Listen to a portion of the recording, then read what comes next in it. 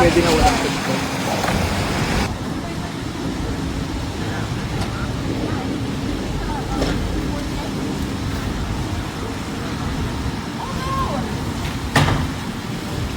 So your dad grew up, your dad went to school, your uncle? Yes, yeah. Isang bagong chapter na naman ang tila nagbubukas para sa pamilya Pacquiao. Sa mga bagong videos at kuhang larawan na ibinahagi mula sa kanilang trip sa Chicago, makikitang kasama ni Manny at Jinky Pacquiao ang kanilang mga anak na sina Queenie at Princess para sa isang campus tour sa Loyola University, Chicago. At kung mapapansin ninyo ang mga eksena, hindi lang basta pamamasyal ang trip na ito. Para sa pamilya, tila isa itong espesyal na family moment dahil si Queenie ay naghahanda na para sa panibagong yugto ng kanyang buhay, ang pagpasok sa college. At syempre, bilang mga magulang, hindi nakakapagtaka na gusto ni Manny at Jinky na personal nilang makita at maranasan kasama ang kanilang anak ang lugar kung saan posibleng gugulin nito ang mga susunod na taon ng kanyang pag-aaral. Makikita sa mga larawan na kahit medyo hindi naging cooperative ang panahon, tuloy pa rin ang campus tour ng pamilya. Umuulan, pero imbes na umatras o ipagpaliban ang kanilang pag-iikot, game na game pa rin sina Queenie at Princess. At dito rin mapapansin ang isang bagay na nakakatuwa sa kanilang trip. Hindi sila nag-inarte sa ulan. Sa halip, makikita silang nakasuot ng simpleng plastic rain ponchos para protektahan ang kanilang mga damit habang naglilibot sa campus. Simple lang, practical. At higit sa lahat, mukhang enjoy pa rin sila kahit hindi perfect ang weather. Kung tutuusin, napakasimple ng eksenang ito pero may something relatable dito. Kahit kilala ang pamilya Pacquiao sa kanilang lifestyle, makikita pa rin na kapag kailangan maging practical, game lang sila, walang problema kung kailangan magsuot ng plastic poncho para lang matuloy ang lakad. At syempre, mas nagiging memorable pa ang experience dahil kasama ang buong pamilya. Makikita rin sa mga kuha, sina Queenie at Princess na magkasama habang nag-iikot. May mga moments na parang ordinaryong magkapatid lang na naglilibot sa isang bagong lugar. May mga pose, may mga smiles at may mga pagkakataong makikita silang relaxed habang kasama ang kanilang pamilya. Pero higit sa lahat, interesting ang campus tour na ito dahil may mas malaking meaning para kay Queenie. Our traditional art facilities like our painting studios, dance studios, and even like our digital art computer lab. Hindi pwede na walang pwesto.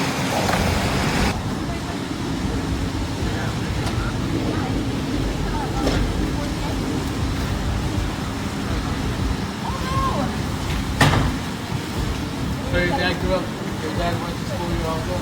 Yes, yeah. So can you We're going to head on after these doors.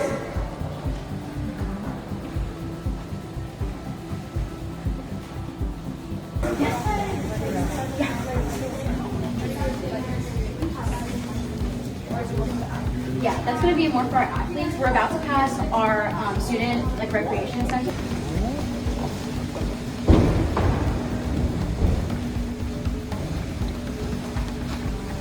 Now we are on one of Loyola's 5 campuses. This is our Lakeshore campus, of course appropriately named because we are right alongside Lake Michigan. As we exit out through these doors, I definitely encourage you to take a look at our beautiful horizon view. I get to pass that every day on my way to class. It never gets older of those. Feel free to ask, but otherwise, I'm pretty familiar with the other majors as well, so don't shy away. And then I'm originally from Schaumburg, Illinois, so if you're familiar with any of the Chicago suburbs, that's around where I'm from. And then aside from being a tour guide, my extracurriculars include being the president of Delta Phi Lambda Sorority Incorporated. I do a lot of singing, dancing, and volunteering work with our Filipino club here at Loyola. I am a research assistant in a psychology research lab, so if you have any questions about research at Loyola, regardless of major, I can answer those too. And then I know that interdisciplinary honors applications usually go out alongside the applications to Loyola, so if you have any questions about those, feel free to let me know. But other than that, that is pretty much it for my introduction. Now, if we would like to have our students. So we have 3 groups with us today. It's a little bit of a larger tour, so it'll be a little bit of a party. How are we all doing today? I know we have some traveling from the Philippines. Are any of you out of state traveling today? Where are you coming from? New York? Oh wow, how was the travel here?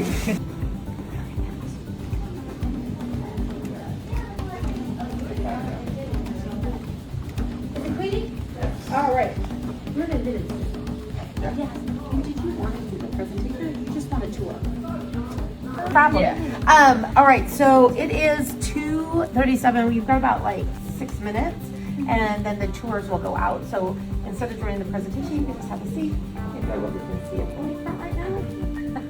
And then one of the tour guides will call your name and take you out with one of the groups to show you the campus. And then if you do have questions, your admissions counselor, his name is Joe. Just come back and ask for him and we'll answer those questions. Okay, yeah. Welcome to Loyola. Did you park in the garage? No.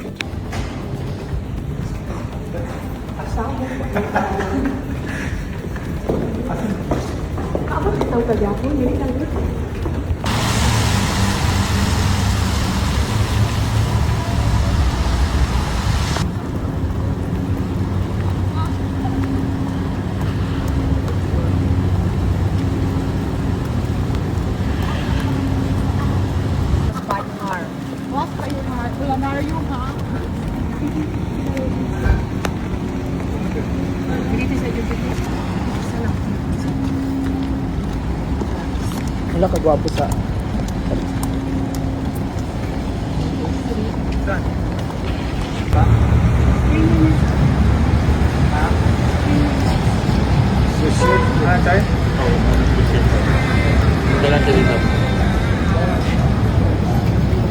No, they're here in Chicago. Yeah. He's trying to get her to go, but like, you know, but one day. Yeah. Or no, maybe they'll retire down there.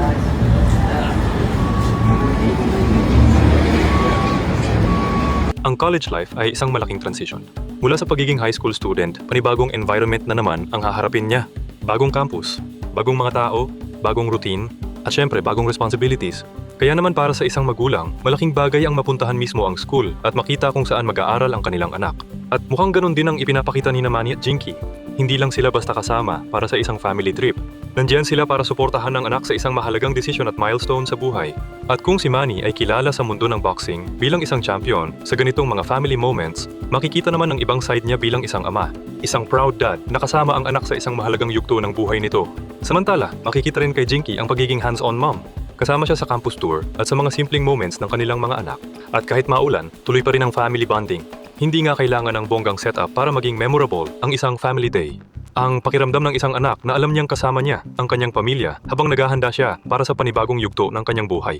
At para kay Queenie, siguradong espesyal ang ganitong moment kasama sina Manny, Jinky at Princess. Dahil darating ang panahon na magiging mas independent na siya, mas magiging busy ang schedule, mas marami siyang sariling responsibilities. Kaya habang may pagkakataon, talagang priceless ang mga family moments na ganito.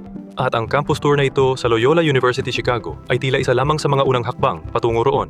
Mula sa simpleng pag-iikot sa campus hanggang sa pagharap sa ulan gamit ang plastic poncho, naging memorable family moment ang kanilang Chicago trip. At honestly, minsan hindi naman talaga kailangan ng bonggang bagay para maging espesyal ang isang araw. Ang mahalaga, magkakasama kayo at mukhang iyon mismo ang makikita natin sa pamilya Pacquiao. So sa lahat ng naghihintay sa bagong journey ni Queenie, siguradong exciting ang mga susunod na buwan para sa kanya.